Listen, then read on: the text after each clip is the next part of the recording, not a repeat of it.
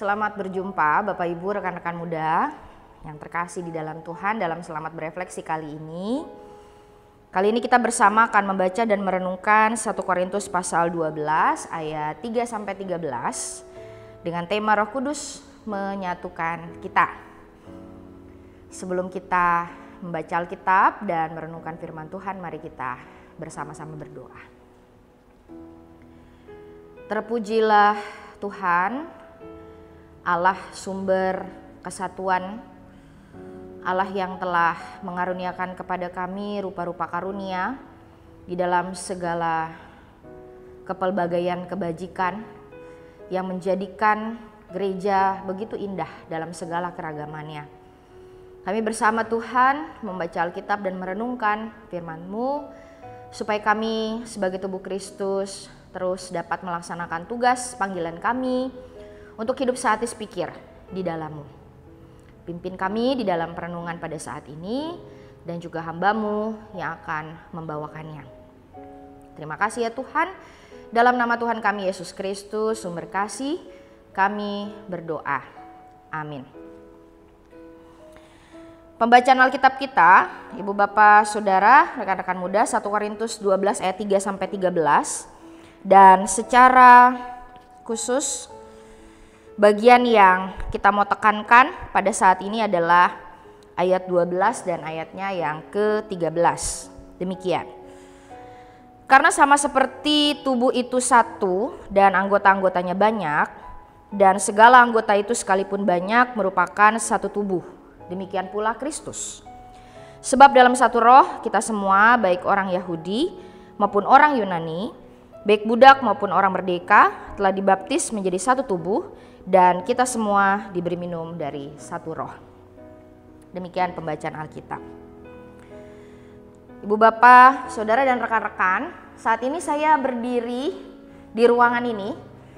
Ini adalah ruangan yang dipakai untuk belajar anak-anak kita dari kelompok belajar TKK Mustika Pasundan, unit pelayanan sekolah yang dimiliki oleh GKP dan dikelola, ditata layani oleh GKP Jemaat Kampung Sawah. Akan membuka pendaftaran di tahun ini, sudah mulai. Jadi Bapak Ibu Saudara dan orang tua kalau berminat silahkan memasukkan anak-anak ya ke kelompok bermain dan juga TKK Mustika. Dan saat ini Ibu Bapak Saudara yang terkasih, kita bersama-sama merenungkan makna tentang kesatuan gereja. Nah, bicara soal ini, apa yang biasanya menjadi penyebab terbesar dari kehancuran atau perpecahan sebuah gereja? Ya, kita tahu bahwa mewujudkan kesatuan gereja bukanlah pekerjaan yang gampang. Ada banyak sekali ragam denominasi dengan berbagai ajaran yang ada di negeri ini. Kenapa tidak mudah untuk mewujudkan kesatuan gereja? Sebenarnya bukan karena perbedaan itu, ya. Seperti yang kita bersama-sama baca, Rasul Paulus bagi jemaat Korintus mengatakan bahwa sebenarnya rupa-rupa karunia yang ada pada jemaat ini adalah anugerah dari Tuhan. Karunia untuk berkata-kata dengan hikmat, karunia untuk berkata dengan pengetahuan, karunia untuk punya iman yang besar, menyembuhkan dan yang lain-lain. Sebenarnya bukan sesuatu yang harus menjadi ancaman di dalam kehidupan bergereja. Seharusnya malah justru menjadi sebuah kekuatan bagi kesaksian dan pelayanan gereja. Tapi itu jadi masalah ketika kita tidak menyadari bahwa semuanya sifatnya karis atau diberikan karena kepercayaan atau anugerah dari Tuhan. Ketika sebagai anggota gereja kita merasa bahwa karunia yang saya punya, kemampuan yang saya punya, kita lupa bahwa itu berasal dari Allah, maka kita bisa terjerumus pada kesombongan, pada ego, ya, sehingga kita bisa kemudian terjerumus pada sikap mempertontonkannya kepada orang lain untuk mencuri kemuliaan Tuhan, supaya orang melihat kita hebat, supaya orang menjadikan kita orang yang mereka ikuti, membangun basis fans sendiri ya, pengikut sendiri, dan pada akhirnya bukan Tuhan yang dimuliakan tetapi kita yang dimuliakan.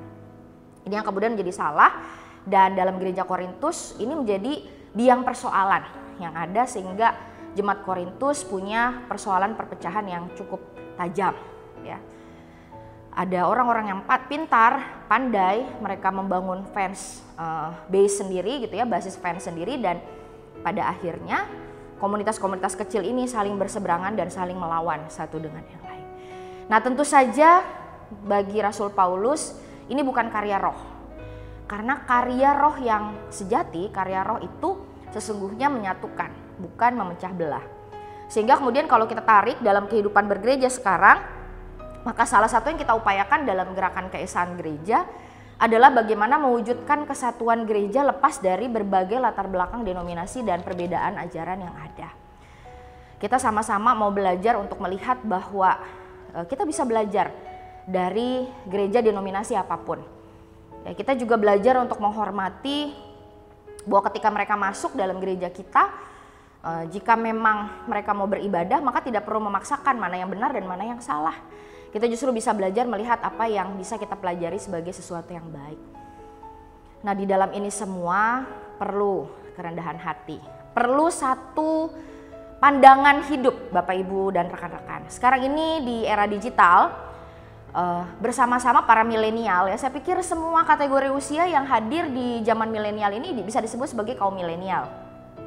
Lepas dari berapapun umurnya Bapak Ibu rekan-rekan ya, kita bisa menganggap bahwa di era milenial saat ini kita punya satu konsep berpikir yang harus kita pakai ketika kita berrelasi dengan orang lain, yaitu prinsip kolaborasi ya, prinsip bekerja bersama-sama. Bahwa untuk menyelesaikan persoalan, gereja nggak bisa sendirian. Ya, bahwa untuk menyelesaikan persoalan, komunitas nggak bisa sendirian. Nah, tentu Bapak Ibu, Saudara dan rekan-rekan ingat ya, ada satu grup namanya Pandawara, isinya anak-anak muda yang mengajak warga di seluruh Banten untuk sama-sama membersihkan Labuan, ya, membersihkan Teluk Pandeglang beberapa waktu yang lalu. Dan woro-woro yang mereka lakukan di media sosial ini didukung oleh pemerintah Banten begitu, sehingga bisa menimbulkan animo yang cukup tinggi, banyak masyarakat yang hadir, komunitas yang hadir, banyak anak-anak muda juga yang hadir ya. Dan ya puji Tuhan ya, meskipun memang belum semuanya bersih, tapi Teluk Pandeglang sekarang sudah lebih baik keadaannya. Nah, ini nggak akan bisa terjadi Bapak Ibu Saudara kalau tidak ada kesatuan.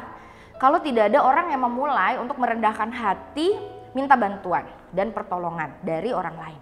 Dalam kesadaran bahwa Roh Allah itu yang mengingatkan kita bahwa kita nggak mungkin sendirian di dalam menyelesaikan persoalan-persoalan yang dialami oleh bumi ini. Nah, semangat itu ya mungkin kita bisa pelajari lah ya. Ketika anak-anak kita bermain mungkin di ruangan ini, mereka belajar bersahabat, mereka belajar berteman, mereka belajar untuk percaya sama teman-temannya. Nah, itu juga yang kita bisa pelajari. Ada kerendahan hati, ada keterbukaan kita untuk terima bahwa gak apa-apa kita membuka diri kita untuk bisa kenalan, bekerja bersama dengan yang lain, dan melihat bahwa yang lain pun punya karunia-karunia, kebisaan begitu ya, atau kemampuan yang memang kita juga perlukan gitu di dalam kehidupan kita. Kita kan gak mungkin sendiri, kita butuh orang lain untuk kita bisa melakukan berbagai hal. Nah, justru ketika kita dalam hidup bergereja terus ditantang untuk punya kemampuan berkolaborasi dan menjalin hubungan yang luas ya bersama dengan orang lain. Nah, semoga anak-anak muda gereja sekarang ketika kita belajar untuk mewujudkan kesatuan, kita bisa memakai prinsip kolaborasi ini dalam berbagai hal dalam kehidupan pelayanan gereja, dan ini bisa menjadi satu nafas, menjadi sebuah spirit yang juga menginspirasi kehidupan kebersamaan kita ya dalam berbagai sisi, dalam setiap komisi, dalam setiap panitia, kerjasama penatua dengan komisi-komisi, dengan persoalan gereja dan yang lain sebagainya. Tantangan untuk menurunkan ego, tantangan untuk meninggalkan ambisi pribadi, kita teladani dari Yesus Kristus sendiri yang telah memberi kita teladan kerendahan hati dengan bersedia menjadi manusia yang rendah ya, dan mati demi kita. Nah, dengan pengorbanannya yang mulia, mari kita belajar juga untuk meneladani kasih dan kerendahan hati, sehingga kerinduannya agar murid-muridnya menjadi satu, doanya agar murid-murid menjadi satu, sungguh-sungguh dapat terwujud nyata melalui komunitas kita dan secara khusus kebersamaan kita di GKP Kampung Sawah. Demikian firman Tuhan. Mari kita tutup di dalam doa. Kami bersyukur ya Tuhan untuk anugerah dan pemberian-Mu bagi dunia, yaitu kami, gereja-Mu. Kami percaya Tuhan bahwa yang mendirikan dan menjadikan gereja ada di dalam dunia adalah Engkau, adalah Yesus Kristus sendiri. Karena itu satu-satunya yang layak untuk ditinggikan, dihormati dan dimuliakan di dalam gereja adalah Yesus. Berikan kepada kami kerendahan hati supaya kami dapat meninggalkan ego dan ambisi pribadi dan kami dapat terus mewujudkan kesatuan agar gereja dapat melaksanakan tugas perutusan dari Tuhan menjadi saksi-saksi dan utusan Kristus dimanapun kami ditempatkan.